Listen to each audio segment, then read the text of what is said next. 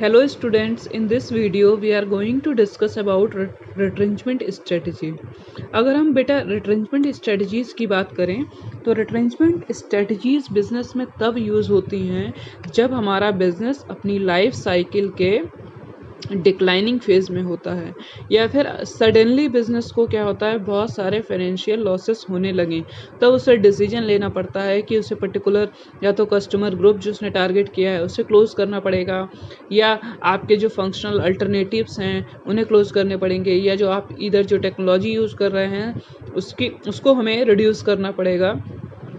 इनमें से किसी एक पर्टिकुलर फंक्शन पे हमें वर्क करना पड़ेगा जिससे कि हमारे ग्रुप की कंपनी की ओवरऑल परफॉर्मेंस पे कोई नेगेटिव इम्पैक्ट ना पड़े, right.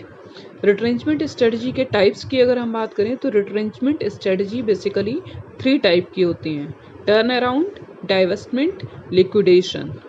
First one we will discuss about the turn around strategy. Turn around strategy organisation तब यूज़ करता है जब ऑर्गेनाइजेशन को फील होता है कि उसने जो वॉटेवर करेंट डिसीजन लिया है उस डिसीजन की वजह से कंपनी की प्रॉफिटेबिलिटी डैमेज हो रही है, कंपनी की इमेज डैमेज हो रही है, कंपनी को बहुत सारे लॉसेस इनकर हो रहे हैं।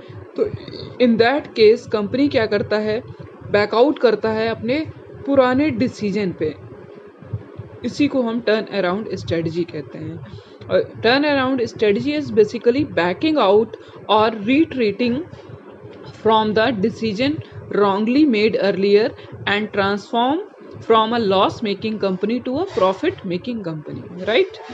अब टर्न अराउंड स्ट्रेटजी को डिसाइड करने की या फिर इस पर्टिकुलर डिसीजन को बैकआउट करने की कंडीशन कब आती है, उसके लिए कंपनी में अगर ये फैक्टर्स प्रेजेंट होते हैं या ये फैक्टर्स दिखाई देते हैं तो उस कंडीशन में हमें टर्न अराउंड स्ट्रेटजी फॉलो करनी चाहिए। जैसे कि हमें कंटिन्यूस लॉस हो रहा है नए डिसीजन लेने की वजह से या न्यू स्ट्रेटजी फॉलो करने की वजह से, पुअर मैनेजमेंट है हमारा, रॉन्ग कॉरपोरेट स्ट्रेटजीज हैं, लगातार हमारा निगेटिव फ्लो आ रहा है। निगेटिव कैश फ्लो क्या होता है आपका कि जब कंपनी से कैश बाहर ज़्यादा जा रहा हो और कैश का इनफ्लो कंपनी में आने वाला जो पैसा है वो कम हो जाए तो उसको हम कहते हैं निगेटिव कैश फ्लो।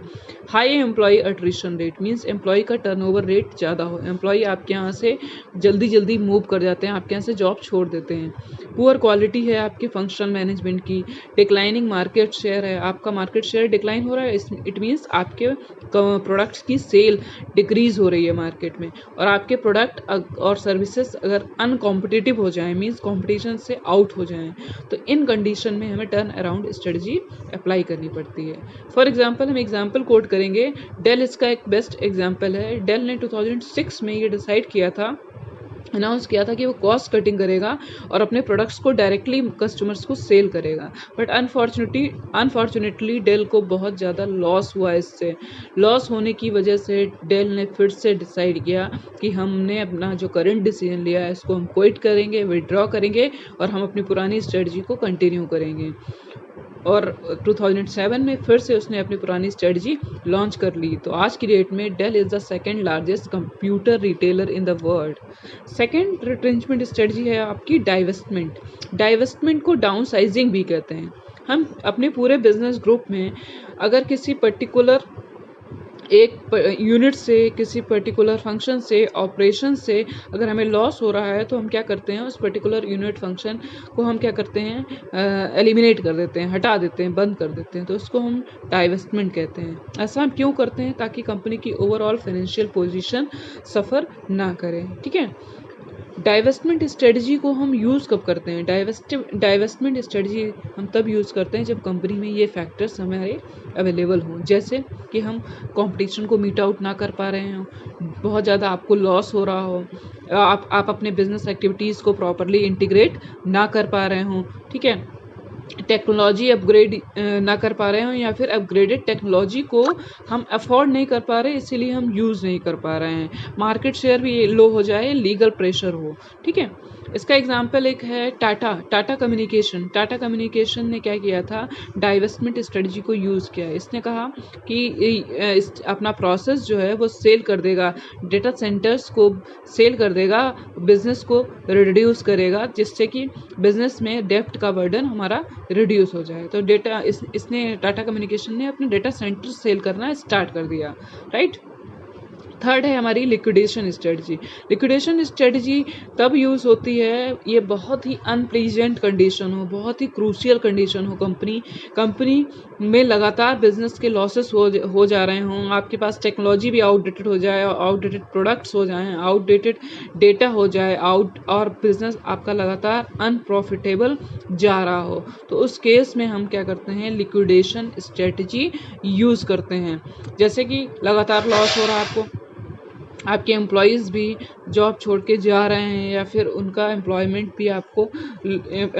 भी ख़त्म करना पड़ रहा है। उस केस में हम क्या करते हैं, अपने पूरी बिजनेस में से किसी भी पर्टिकुलर यूनिट को जिससे लॉस हो रहा है, उस यूनिट को हम बिल्कुल ही लिक्विडाइज कर देते हैं। हम किसी में मर्ज हो जाते हैं, या फिर हम प्रपोजल देते हैं कि हमें कोई कंपनी एक्वायर कर ले। ये कंडीशन आती है लिक्विडेशन के टाइम पे। फिर हम नेक्स्ट स्ट्रेटजी जो यूज़ करते हैं, fourth one after retrenchment, fourth category आती है हमारी कॉम्बिनेशन स्ट्रेटजी। जैसा कि नाम से रिप्रेजेंट हो रहा है कि कॉम्बिनेशन स्ट्रेटजी में हम ऑब्वियसली जब ऑर्गेनाइजेशन आपका एक्सपेंशन हो गया, स्टेबिलिटी हो गया, रिट्रेंचमेंट हो गया, ठीक है, एक्सपेंशन, स्टेबिलिटी एंड रिट्रेंचमेंट, इनमें से इनके कॉम्बिनेशंस को जब यूज़ करता है तो इसको हम कहते हैं कॉम्बिनेशन स्ट्रेटजी। फॉर एग्जांपल कि एक मैन्युफैक्चरर है जो क्या करता है, बेबी डाइपर्स को प्रोड्यूस करता है, ठीक है, उसकी रेंज ऑफ प्रोडक्ट है बेबी डाइपर्स को प्रोड्यूस करना। अब वो क्या करता है कि उसके प्रोडक्ट की स्टेबिलिटी के लिए सेम टाइम पे वो क्या करता है, ओल्ड एज पीपल के लिए भी डायपर बनाना स्टार्ट कर देता है, जिससे क्या होगा कि आपका बिजनेस एक्सपेंशन फेज में चला जाएगा, आपके पास नंबर ऑफ कस्टमर्स इंक्रीज कर जाएंगे।